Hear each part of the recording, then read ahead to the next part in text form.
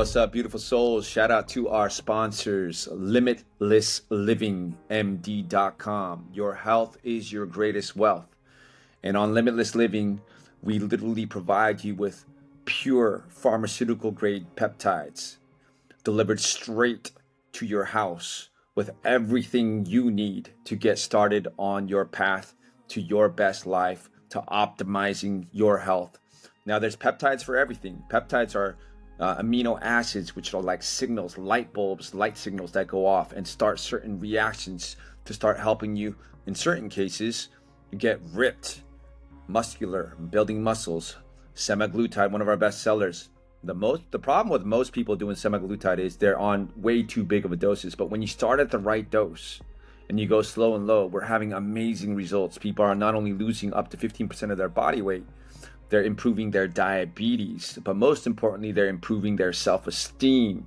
And so if that interests you, you should schedule a peptide provider consult with our expert who can literally help you get the right dose and the right peptide delivered straight to your house. Now, one of my favorites is every single morning I've been doing NAD in the muscle injections with insulin needles, and it just gives me pure, clean energy to get my day started, better than coffee.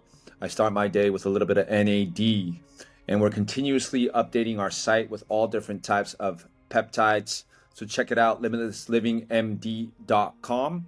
Use the code Dr. Lee, DRLEE, for 15% off pure pharmaceutical grade peptides delivered straight to your house. And if you don't know where to get started, I highly suggest scheduling a peptide provider consult. We'll shoot up the link on here. All you got to do is click the link, and it'll take you directly to scheduling a meeting with our peptide provider expert who can get you on the right dose and get you started on the right peptides.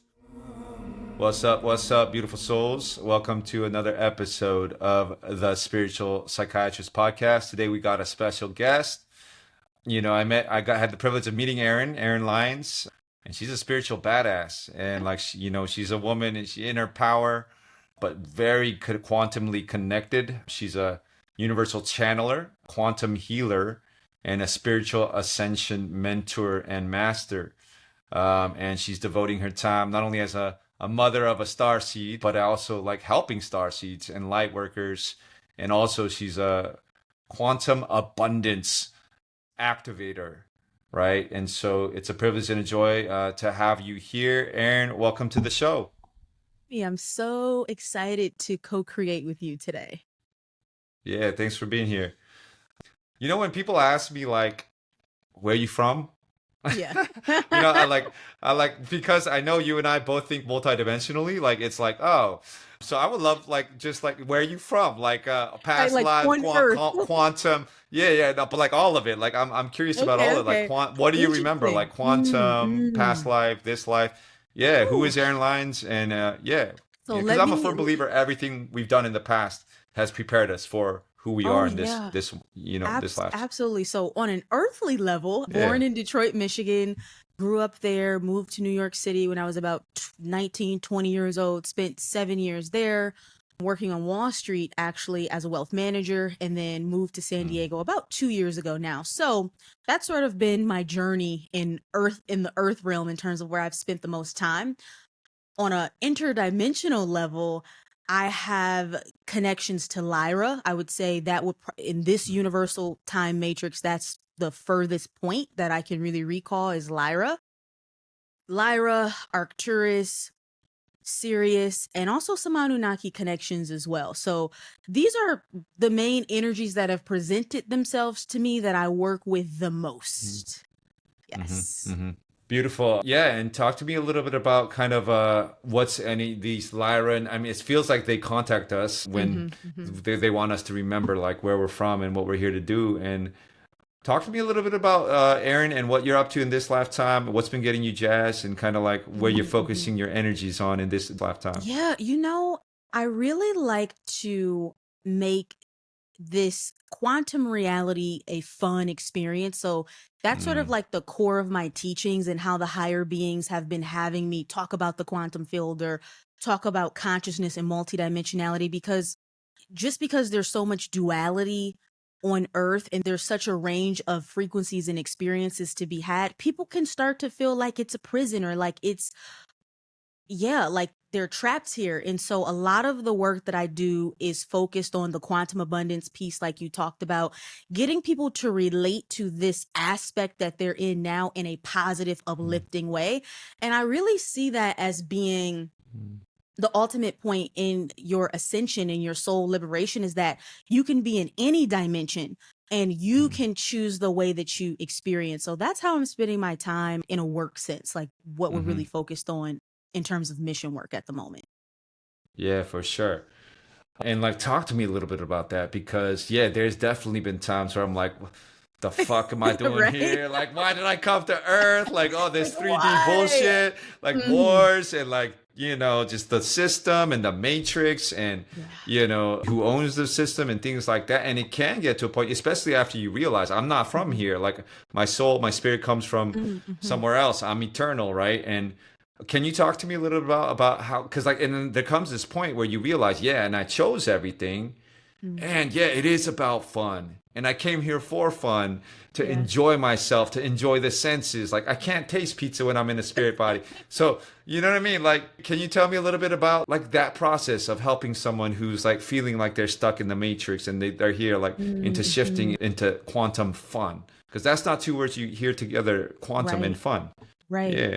And you're totally right, especially when you have this galactic awakening and you realize you have more connections to other places. It can feel really limiting to be here and quite depressing in the beginning. And I've found that the thing is, you have to appreciate all of the emotions and you have to appreciate everything that shows up here and see the value in it. So even when negative things happen, you can reach a point in your mastery where you're still experiencing euphoria, because the trick is to realize that it's all serving you. Even if the holograph appears to be against you in the moment, how I've been explaining this to people, it's like in the movie The Matrix, Neo actually becomes Mr. Smith, meaning he merges with Mr. Smith, recognizing that it's just his own shadow. And when he realizes that it's his own shadow, he's no longer confined to the limitations of the Matrix, and he's now dodging bullets, and we get that cool scene. So when you relate to reality in a sense of, okay, yes, especially in this dimension, there will be these moments of contrast, but if I program myself, if I condition myself to be in this state of mastery where I decide how this is going to serve me, because it's just showing me a part of my own consciousness, something that is a blind spot or unhealed on some level, I can actually get excited about that. And I know that sounds like crazy to people when I say it. You can actually get excited about like negative shit happening. Like, oh, this is really just revealing something that was a blind spot. And then now that it's crystallizing and it's coming to the surface, I'm going to become a container for even more. And reality is going to be even more fun. So it's getting to a point where you are in this conscious co-creation with source, which is really your ultimate aspect, is source. Yeah, I love that. And so almost like making it into a quantum game where you get reprogramming your subconscious mind to make it fun. And especially the things that we've been programmed to believe are shadow or negative, giving almost like allowing the emotions to flow and allowing ourselves to be grateful and almost like excited when that happens. And I think that has to like come from like almost like a deep knowing though, that you are eternal. Like, and you mentioned the word mastery, because you got to know when that emotion is flowing through, that shadow's coming in. Like, I'm non-dual, I'm eternal, and then from that place, perhaps having the ability to feel it, and then go into it, and then like knowing that I'm safe, I'm good, no matter what. Period. And then be able to like, enjoy, almost like in that movie, where they're going through a war. I forgot, the father has a son, and like he makes it into a game.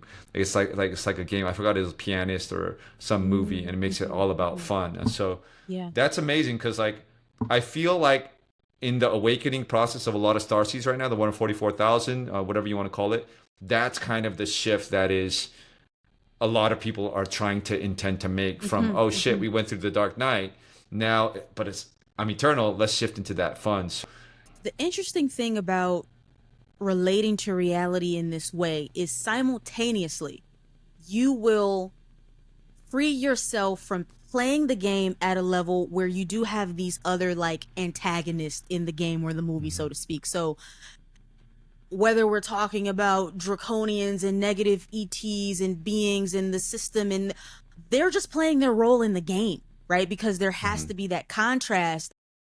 There has to be a villain in order for there to be a superhero, in order for you to have that becoming a superhero moment, or there have to be dragons so we can have the experience of slaying them. It's all just in the drama of consciousness itself. But when you shift into this frequency of like radical empowerment, because I understand that it is pretty radical, you do neutralize all of the attacks that are coming. So this is not me like living in delusion where I'm like, hey, nothing bad ever happens here, or there aren't energetic forces working to enslave people on a consciousness level. But it's just that when you up level, right, above them, and you can see the whole game for what it is, it can even become fun to know that they're trying to work against you, but they just can't fuck with you. They just can't, because energetically it's like you just become a walking crystal where everything coming into your field, it just gets neutralized back into love. You just are like this walking harmonic field, and anything coming into that field has to start vibrating in an energy that's in resonance with love and flow. Love that. And that's what I felt from you the first time I met you, right? And that's why I called you a spiritual badass.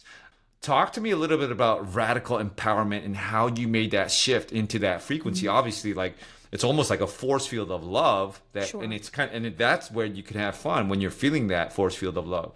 So talk to me about radical empowerment a little bit, and how did you make that shift?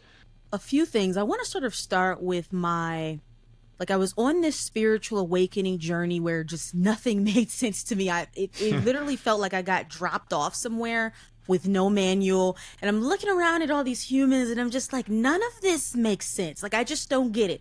I'm like in church sometimes with my family and I'm like, this just feels like a cult. Something's off. So from a young age, I've always been a seeker. So my mom was Christian Baptist, but my father was actually Muslim. Like, he converted to Islam when I was probably like 4 years old. So I would be in between, like going to church sometimes with my aunt, like my mom would send us with her, and then going to the mosque with my dad. And that just opened me up. Like, what is religion? What is all this? What does it mean? So I've always been a seeker. Fast forward, I get to college and things are like really ramping up. It's almost like one rabbit hole after the other. Nonetheless, I stumble into an LSD experience. And I always say I stumbled into it because I had done no psychedelic research. This was not, like, I was the last person to do something like this. Somehow, my friend convinces me because he goes, look, you understand all this stuff, like, conceptually, but he's like, you need to have an experience. I get in this LSD trip. It's like 16 hours. And I completely die. Like, I see all of my fractals. I see every decision, how every relationship in my life, every decision was leading me to this moment. And then I'm just in a conversation with Source, right? I'm in a conversation with Source, understanding that I'm here to be a spiritual teacher, that type of thing. And so I had like glimpses of this type of communication before, but the LSD experience just really like cracked me wide open. Coming out of that experience, so out explaining that, because that's really one of my strongest reference points for like when you're fully out of the game and you reemerge back into pure source, like you just know that's the only real truth. So like even when dramas and dilemmas show up, I'm like, it doesn't mean I might not have an emotional response, but I just remember I'm God. You know, that is like permanently imprinted in my DNA, in my cellular memory. But then there have been very real human experiences. Like when I worked on Wall Street, just as a young woman, there were so many things. Like I ended up dealing with just a crazy psychotic business partner that wanted to ruin me, like literally destroy me, because I didn't want to have like intimate relations. And that's just one example of where I had to really look at, okay, like, what do you believe? Do you really believe in abundance, love, source, or do you believe in lack, fear, etc.? Because there was just a continual threat of like, well, I'm going to take you off of these client accounts, right? And we're talking about $1 million clients and accounts and all these things I had accumulated in the business. And I had to decide to just walk away from it all, right? Understanding that if I really believe that I am God, that I am connected to this infinite source, I can let this go and I will rebuild from zero and I'll be okay. And that's exactly what I did. And I continued to thrive and prosper. And that person started experiencing a lot of other chaos. But yeah, there have been like real moments like that where it's like I'm required to let something go to allow source to show me it can be immediately replaced. And so that felt experience of knowing that you are God, and then once you re-enter and you know it, you not only that, but you feel it, and then you've had that experience and you re-entered the game. And what if you can keep that knowing so strong that I'm source and I'm here and I'm gonna play the game and I'm gonna have fun because I'm God. Because like forgetting who we are is where the problem happens if we ever forget. And then real life tests, obviously, that's like a moment where you walk away from everything, and that's the faith, like that you know you are God, and because of that you can start from scratch. Now, given your unique experience walking away from Wall Street, working on Wall Street, props, because let me clarify. So I didn't walk away from Wall Street from that moment. That was something that happened. I walked away from that partnership, and after I attracted just better partners, more money, like triple the money. So using that as a story of when we're presented with something that could collapse us into fear, but I chose to let it all go and rebuild on my own, and I built better, I built higher, and it was just a better situation for me. Where we're like coming into walking away from something, and then that most people in the world would say like that's crazy, but then you came into a higher alignment with other things. And so talk to me a little bit about, because we're talking about, Erin, like 20 something thousand year program, I don't even know how long, 2,000 years, whatever you want to call it, of programming of spirituality and poverty. For some reason, somehow it's been programmed into spiritual people that like, you know, living with nothing and with an ass cloth and being on the street and giving away everything you own, you know, is somehow spiritual, right? And so I hear that you're doing this important work where you're helping kind of dissolve scarcity imprints and helping kind of in the spiritual world recalibrate into the frequency of abundance. So talk to me about that and what you wish to kind of share with people about spirituality, abundance, money, all that. So I want to talk about it in this way. What I've seen just in the field is you have these beings who understand universal law, but they understand how to use universal law against people, or get people to use universal law to work against themselves. And this is what I like to call black magic. Like, that's really what it is. It's getting someone to create a reality that they don't understand. So the intention was, if we can program the masses to hate money, hate wealth, somehow find honor in poverty through like all these religious indoctrination templates, they will repel abundance, wealth, and really, in that case, all forms of beauty from themselves, thus upholding the timelines where we have power. Because they're repelling the money. They're repelling anything that they remotely think is connected to money. Most people have a core belief that money is the root of all evil. If you have that belief, you don't allow yourself to receive money.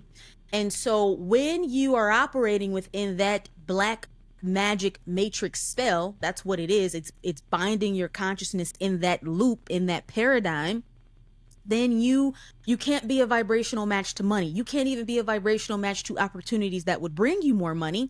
And then we get people who are spiritually awakened, but we're wondering, okay, why are we not holding the wealth, right? The spiritual community should be holding the wealth because we're operating in the higher frames of consciousness, and we should be stewards of wealth, where we're delegating funds towards projects and infrastructure and systems and technology and advancement. But this core wound and this spell that's operating in the background is what's keeping us as the spiritual community disempowered. So this is why I'm sort of like the matrix buster that has to come in and help starseeds and light workers get on board with having money, right? When you have money, we can really shift things in the physical plane.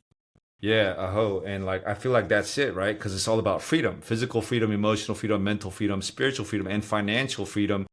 And like, I like how you define black magic. It's almost like putting someone into an imprint that they're not even aware of what they're doing, and like that has been imprinted on so many spiritual people. And like, you talk about money with spiritual, some, you know, certain like just the word itself like starts triggering, like, if you know what I mean, it's crazy how they've imprinted that on people.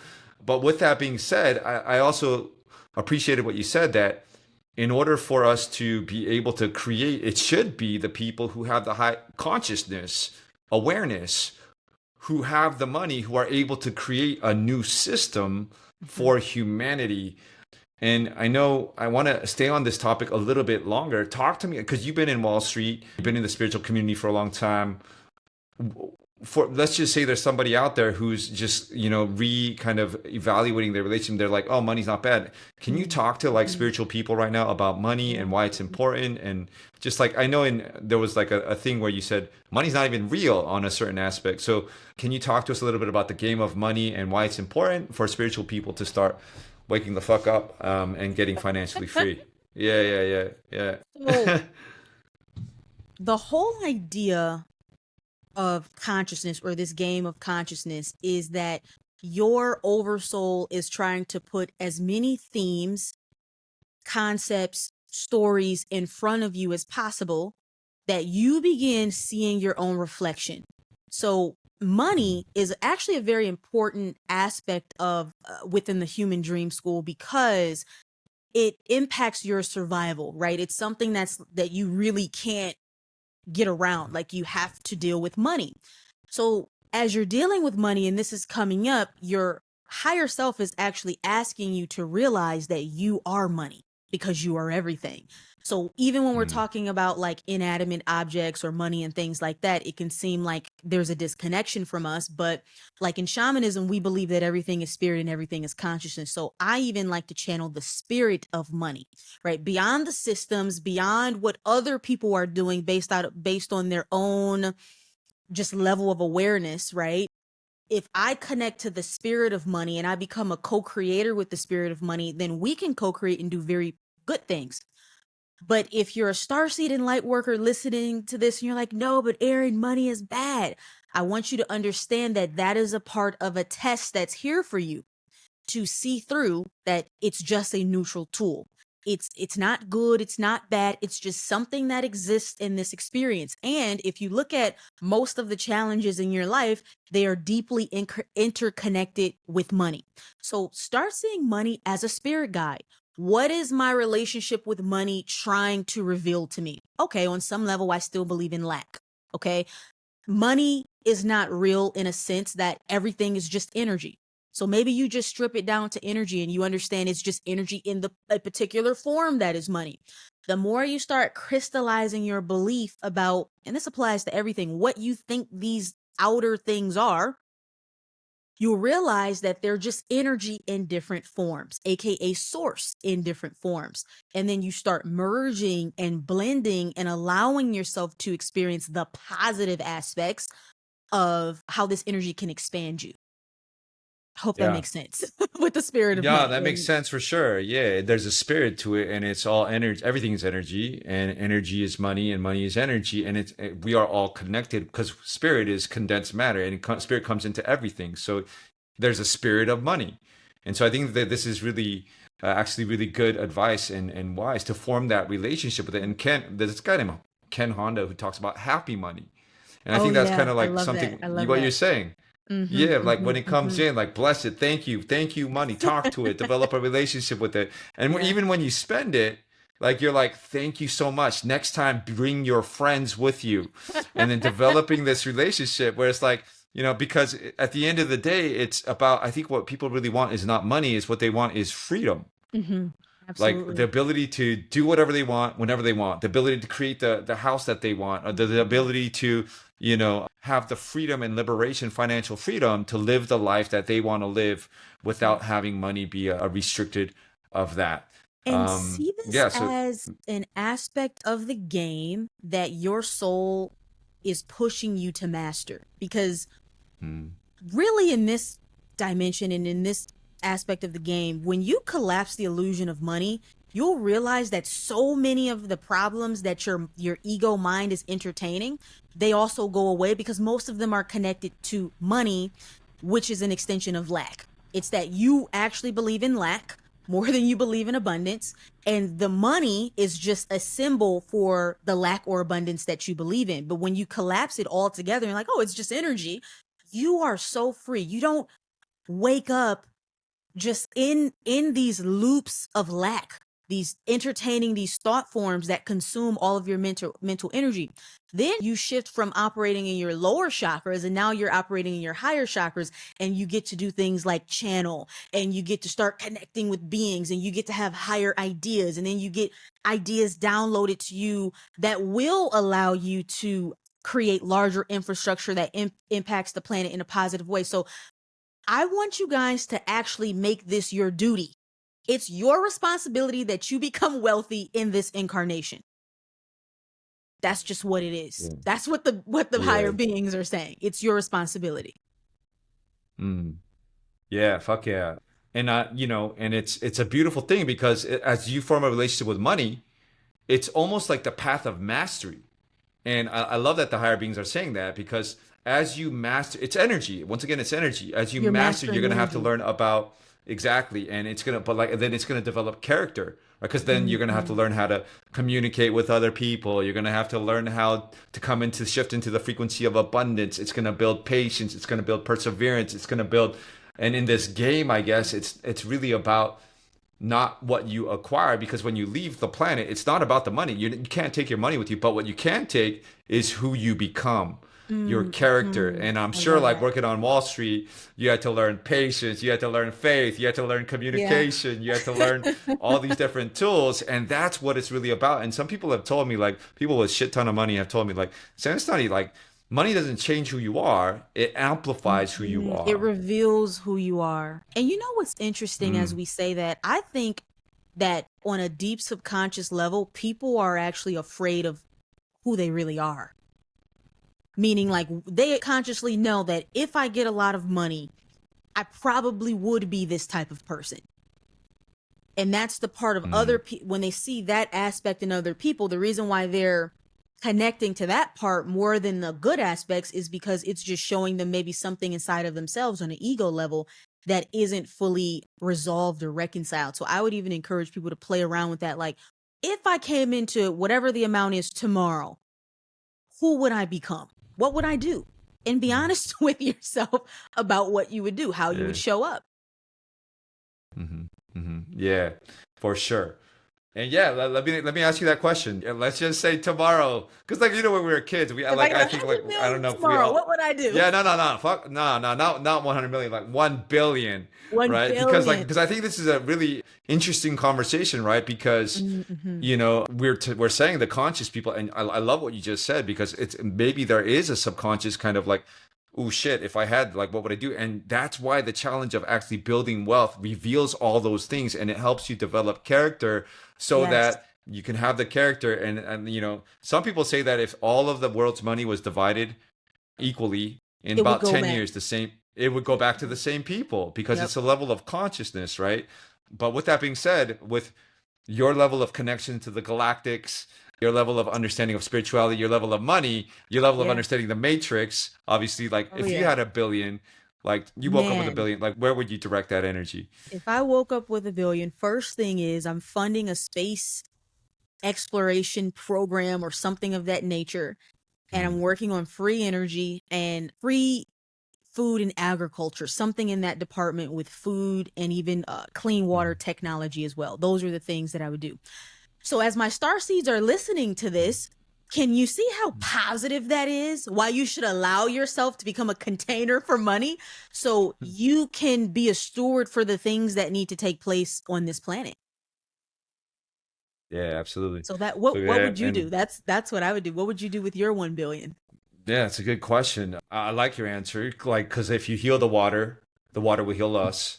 Some people estimate that, if we just, I forgot, it's not even $1 billion, but if we just had like something 300 million, 200 million, we could end world hunger, which, people can't even focus on spirituality unless their Hmm. basic needs are provided for. So Exactly. I actually really appreciate your answer about taking care of food and water for the planet. And if you heal the water will heal us. So I think those are really good answers. But like for me, yeah, I think my vision is to help create a bunch of I don't want to call them healing centers, but like cities Mm. of light on I high love that. frequency Yeah. grid points on Yeah. Mother Earth, high frequency grid points on Mother Earth, Hmm. Hmm. and have to start creating a new system, a decentralized financial system where there's councils and board members and a new system that is fair based on transparency, respect, unity, trust, Sure. and where our little kiddos can literally be like the Lemurians used to do, like be born, and when they're born, they have not only like two parents, yes, but they have a tribe. Yeah. They have So aunties important. and uncles and like almost like 11 or 12 godfathers and godmothers, which all have a specific role. And as Hmm. I'm learning, and as you might be learning, like, dude, like it takes a tribe to raise one child. It takes a tribe. Yeah, it takes a tribe. Literally, a lot of love and energy. So And for so that's probably you, what I would these do.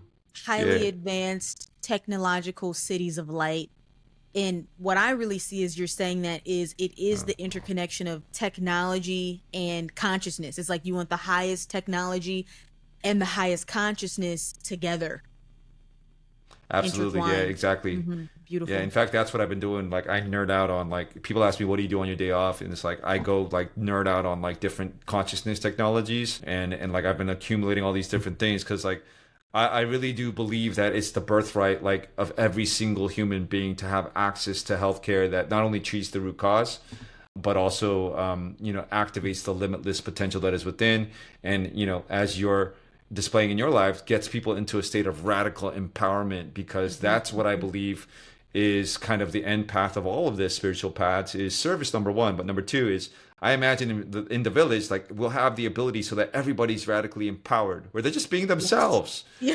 and that like they're just being Yeah. themselves. And that's the what I think Source was trying to intend when he God, Mother, Father, It God, right. it created Earth was like a playground. And I love how you keep saying game, because it's a game where you come to explore, and it should be fun and playfully create and expand the knowledge of Source, and to bring back that living record book to expand the one. And so with that being said, some people call that knowledge of the one the Akashic records. And talk to me a little bit about kind of your channel work and how you go into the Yeah. records and So things like that. Yeah. I channel what I just call prime source consciousness. So a consciousness that just expands across many different universes. And then I have galactic energies. The main galactic beings that I work with, however, are the Arcturians. They just because that was one of my more recent incarnations working on the council with the Galactic Federation. So the Arcturians are kind of like my galactic like team. They hold it down for me. And then the angelic realm, right? But as someone who can just peer into the realm beyond, the way that I see the Akashic records is, and everybody sees the Akashic records differently. Sometimes I am in a library looking place, or there's a holographic book, but things project out from the book. So let's say I'm working with someone and there's something Mm. they need to know about a past life, right? Maybe I'm in their personal library and their higher self shows up in the library and walks me over to a particular shelf in that library, hands me a book. We open the book, and then out of the book projects something very specific, right? Consciousness is revealing this in this way so as a human you can understand it. But then sometimes my channel is just pure clairaudience, right? So sometimes it might not even be as much clairvoyance, and I'm just a strong hearer. Like I would just hear the answer like very clear, very crystal clear, like it's this. Or different aspects of people will show up. So oftentimes when I'm talking to people, just by hearing their voice, it activates the field where whatever aspects of them are wanting integration might show up. And then maybe I'm asked to do like light language, which I see as the sound vibration of sacred geometry. And yeah, those, it really just happens differently depending on who I'm working with, but I'm trying to give some like grounded ways of how the energy can show up. Yeah, for sure, for sure. So sometimes you just hear it, which is clear audience, and sometimes You remind me when you're talking about that. There's a movie Interstellar where he's like in space Love in a that quantum movie. world, and like yeah, and Uh-huh. he's like looking at the books and like moving Yes, space it's and just time. like that, by the Um, way. That's probably the hmm, most accurate representation, and sources revealing this now, the most accurate representation that we've given of the Akash or the quantum is in that movie. cool, cool, cool. Yeah, amazing. Okay, so talk to me a little about people who don't. There's a lot of people who don't. I feel like the galactic kind of soul is something that a lot of people have not Mm. accessed before, perhaps. So when you say like Mm-hmm. Lyran and Arcturus And it's and like, what is that? Palladian and Syrian and all these words, but I feel like it's starting to come online now for a lot of Mm-hmm. people. So can you talk to us a little about starseed, how you define starseed, and Mm-hmm. just a word about starseeds and what that is for people who might not have a clear So understanding of that. at this time, most of the people who identify as starseeds are actually more indigos, come from more of a specific dimension. So there's just a certain Mm, frequency. Whereas starseeds can work in two ways. As a starseed, you can have a parallel self. Let's say it's an Arcturian being on some mothership right now and mm, is streaming its consciousness down through your human body, and they're like in a pod sleep right now.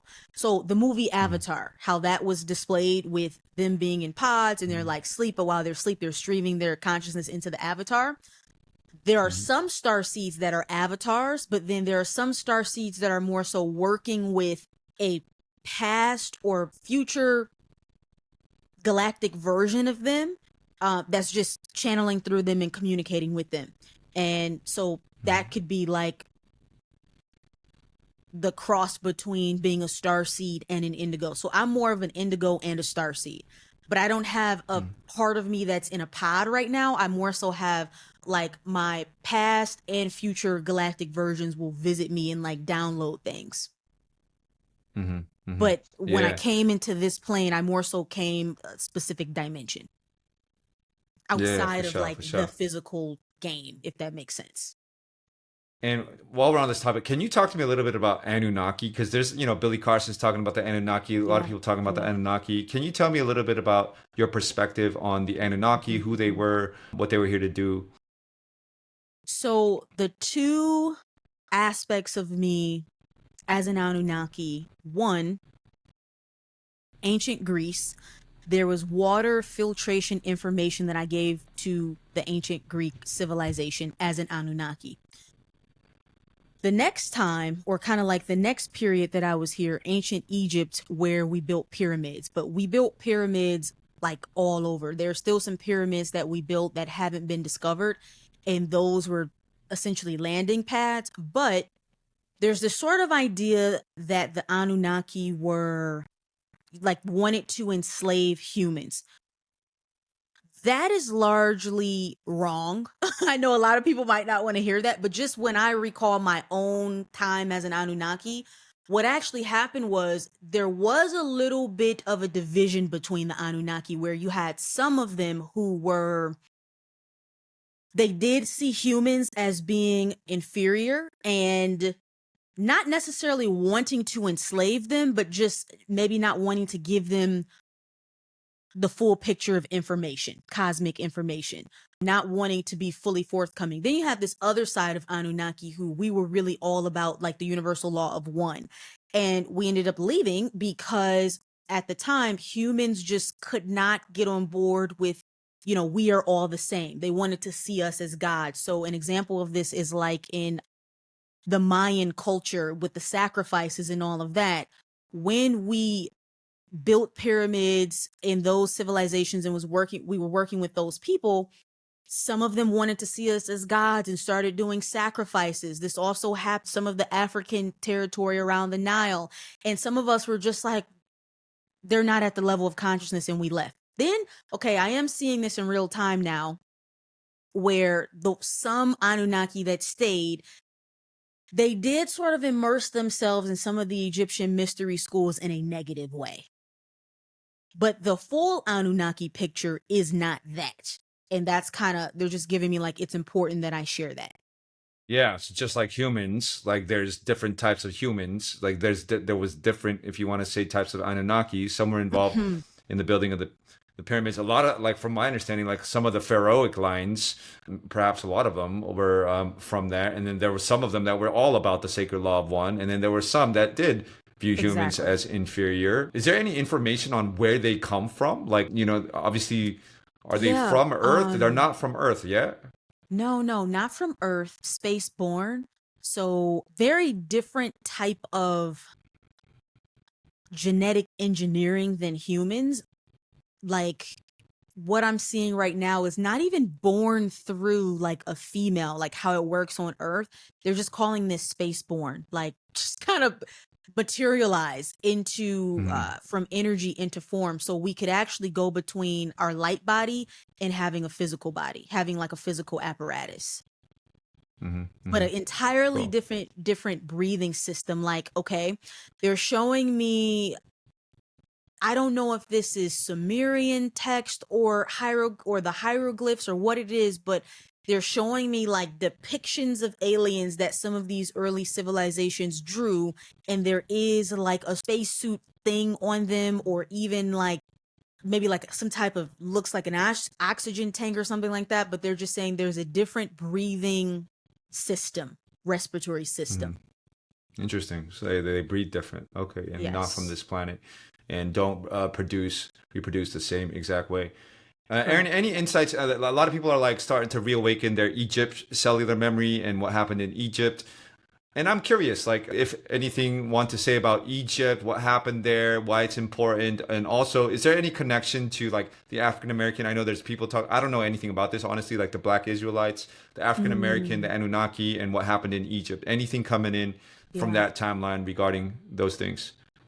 Well, there are so many Egyptian timelines, like even going back as far as when there was the matriarchy, right? So this is like over a span of a very long time. So it's not like one Egyptian timeline, there's different pharaohic lines, like you said, different mystery schools, even. The ones that I feel most connected to is when a feline Syrian being, I helped to bring the law of one, but also the 42 laws of Mayat, which is just based on like matriarchal principles of oneness. Now, as it pertains to African Americans, okay, Source just wants me to condense it down into this, which is that everyone comes from Africa. Like that's just scientifically the truth. And expanded from that point, right, and traveled to the Caucasus Mountains and these other places, and then the body just adapted. So different light rays will cause the eyes to change colors, or the nostrils to become more narrow because pressure and the elevation is just different when you go to different places. So at the beginning, life started in what we would know to be Mesopotamia, but was really Africa. That's like the only real important piece Source is saying, because at the end of the day, it's about oneness, and it's not about African Americans being more powerful or another group being more powerful. That's really it in that department. I don't know if you have like a more like specific question, but they're trying to just keep me operating within the law of one, because oftentimes when people talk about this, it can become very egoic. Because, okay, this is what it is. When you've been disempowered, you need something. You try to latch on to something to empower yourself. Like you need a reason to feel better. And Source and the higher beings are just like we're not entertaining that today. We're all one.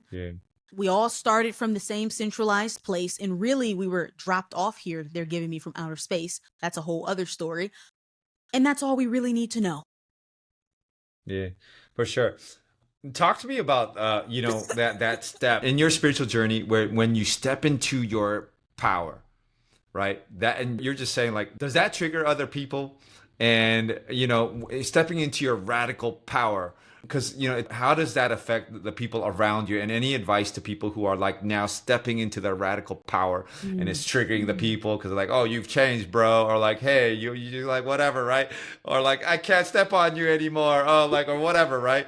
Talk to me about that process of stepping into your power and how it affects your Yeah. hologram and the game around you. Yeah.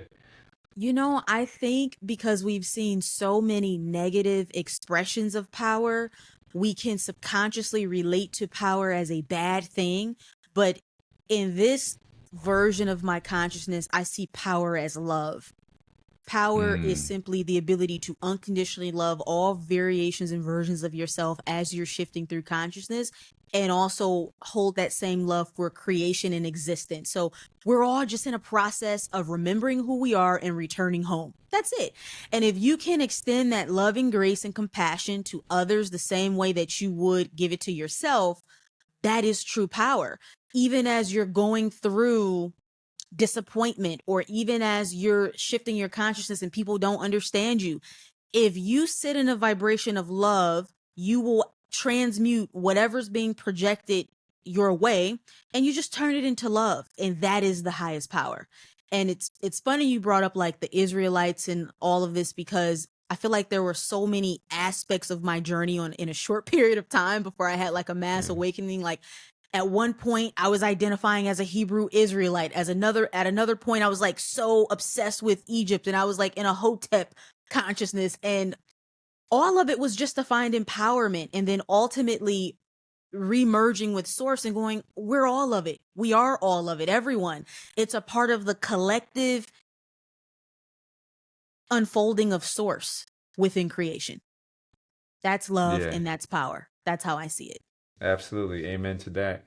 Amen. Okay, so we're in a game. We're in a simulation. Okay, talk to me, girl. What are the rules of the game? You already said it right now. We're walking each other home to remember. Talk to me about the Yeah. game, how The to have some game, fun the in the game. game. Just what are the Hmm, rules and how to play it? hmm. Like, just some advice of the simulation that we're in. What are the rules and how do we play? And any advice, wisdom about the game that we're in. Your oversoul wants to beat the game, but beating the game simply means realizing that it is the game itself. So if there were laws and rules, the first rule of the game would be to understand that you are the game itself, and you're just beating different levels of your own consciousness to remember that you created the game.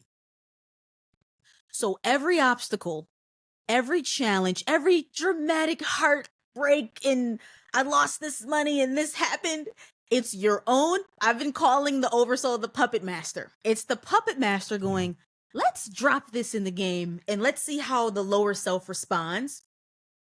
It's either going to crack them open to realizing, getting one step closer to remembering that they're the creator, or maybe it temporarily collapses them into some pain, some lack, etc. But the more you just start seeing these as opportunities to remember that you're the creator, and you just know that's what your soul is doing, that's when the radical empowerment comes into place. Hmm. Hmm. Yeah, I love that. Yes. Every step you've taken along the path, literally, whether it's Egypt or whatever, has been reminding you of aspects of yourself, of Mm-hmm. fractals, holographic fractals, Yes. to Yes. empower you to come into the belief and the knowing and the understanding that you are the source and everything is Yes. the source, and you are not only the co-creator but the creator of this game. And to Mm-hmm. master the game, Mm-hmm. you become the game, you become one with everything. And when your higher All the self or whatever players. drops in, Mm-hmm. all the All the players, all characters, the all the players. dramas. And Yeah. I want to relate this to the galactic piece, which is the Mm, galactics coming into the human experience is just elevating into a new tier of the game. You see, when you're like mm, this planetary consciousness and you think it's only you, that's a very limited piece of the game. But because human consciousness is expanding, now the game can expand. And what do we get? We get new characters. We get new players. Oh, they're from a different star system, right? But it's all happening within the game of creation and consciousness.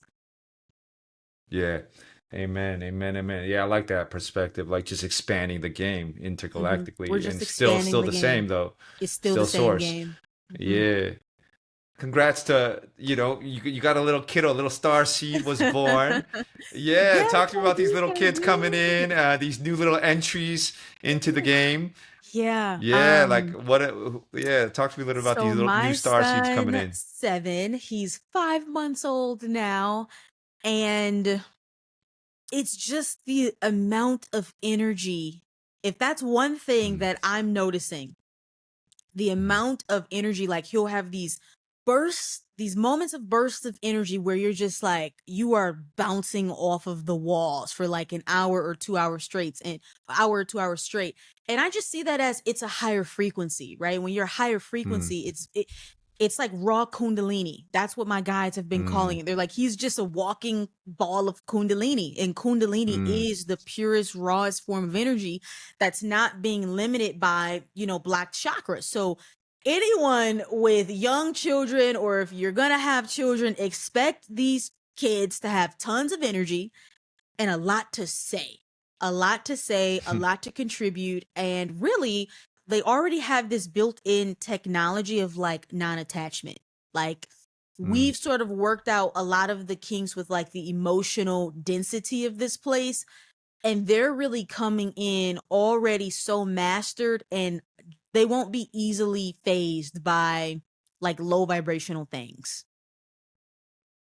That makes sense. Man, lucky kids, man, because we had to go through some shit to get there. Yeah, we did All the right, work, cool. right? We did the Yeah, work. yeah. Aaron, last thing I want to ask you is talk to me a little bit about our brother Yeshua, that timeline, the Christ timeline, your take on Jesus, Yeah, where you yeah, stand with that, and yeah. So, what's coming through there. what I remember from that timeline is there were about 300 plus of us who would travel from town to town with Jesus, Mary Magdalene, some of the disciples, that type of thing. I was a woman in that timeline, which is a part of the reason why I'm back as a woman to bring forth the feminine Christ consciousness, because we didn't get a chance to do that in that timeline. But we would just travel around sharing the gospel, which was just, so Yeshua was just a pure source channel. He was just a pure source channel. And the teachings were that of love, oneness, and the establishment at the time just did not want people to have that power, right? They wanted people to be reliant upon the system, reliant upon these old ways of relating to God, right? People requiring a middleman between them and source. So what I find interesting about this is in modern Christianity, how, and this is no shade to Christians, right? But how modern day Christians see Jesus as their middleman to communicating with source, when it's the opposite of what he taught, which was that everyone is in direct communication and should have a direct relationship with source. That is why he was killed. I was also at the crucifixion. He was killed, okay? It wasn't someone who died for you to save you. I know people want to believe that, but that is a part of a black magic spell that was created, because what happens is when you're in this somebody saved me or is going to save me energy, you outsource your power. Okay, why do you think in churches you've got this dude hung up on a cross? That's like symbology of a dark ritual, killing somebody, sacrificing them, basically. Not that this person died for you. It's, yeah, I know, sensitive subject, but the information is just coming through like very direct in this way. Drinking wine, symbolizing drinking blood. Okay, that's a low vibrational ritual that you're partaking in. You're partaking in something that you don't even realize. So, from that timeline, the main point is that we were empowering people to be in direct unison with God's source creator personally. That was like the Okay. biggest part of the mission. Do you have Yeah. things you recall, you No, remember? like yeah, a lot of things I do. I cellular memory for sure, but like I actually really appreciate your take and your willingness to boldly speak about that. No, it wasn't someone dying for your sins. In fact, and also like the true message that he was speaking was like, don't have a middleman. Like, Father, I pray that they might be one as we are one. You are one with the source. And now Christianity has taken that, which is crazy, and put him as a middleman. He never wanted to be worshipped. He never wanted to be a savior. And so I think like it's just this the truth of the Yeah. law of one, which you carry so Mhm. well, and stepping into your power and understanding that the rules of the game and enjoying and having fun is what I think his true message was as well on that timeline was. And I always tell people like the story of Jesus just getting started because it's simultaneous time. Mm. Like as Mhm. consciousness shifts, the story of Jesus will shift, and you're coming out talking about it. I'm talking about it. Aaron Ackby's talking about it. Danny Morell's talking about it. Everybody talking about and I always say religion will not survive the internet, at least formal religion where there's a middleman, because we're all starting to realize Yeah. and understand and feel we Mhm. are Mhm. source. We are source. We are source. Yeah. Aaron, how can people find you? What are you up to in the world? How can they work with you? Do you have any courses, anything that Mhm. that Mhm. the people who feel called to can find you at? Yeah. You guys can check out Erin Lyons official .com. Everything's on there. And my YouTube, Erin Lyons TV. My Instagram is also Erin Lyons official. So I do right now have Priestess Portal program. It's just for women who are also here to bring forth the divine feminine Christ consciousness. We got manifestation memberships, a bunch of stuff. So just go to the website and pick your Yeah, check path. it out. Yes. Awesome. Yeah, check it out. Abundance Manifestor, Quantum Channeler. Yeah, work with Erin, erinlionsofficial.com. Check Thank out what she you. got going on. Thank you, Erin, for being on the show. Thank you Appreciate for it. having me. Thank you so much. It's been a blast. Yeah, it's fun. Thanks for being here.